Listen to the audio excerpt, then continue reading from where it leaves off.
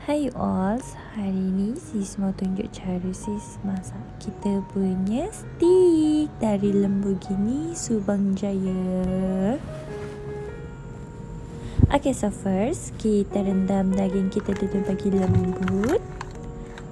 Macam ni.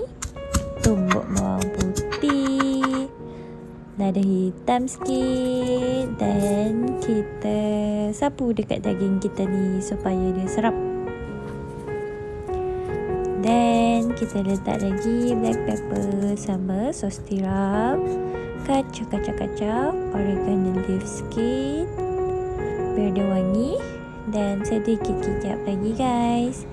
Dah kita dah berapa 20-30 minit baru kita goreng dia guys.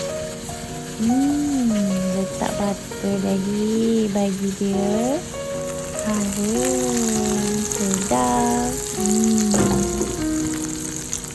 Harum guys. Ini tangan.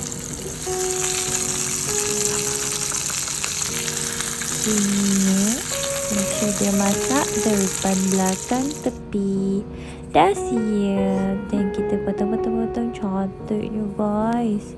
Before potong, kita bagi sejuk dulu dia supaya dia memang ada air dia.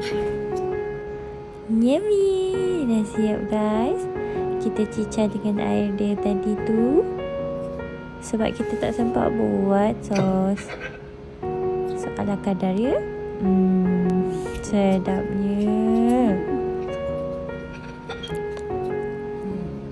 Berminat bolehlah beli dekat Lamborghini Subang Jaya dan try resepi sis. Okay?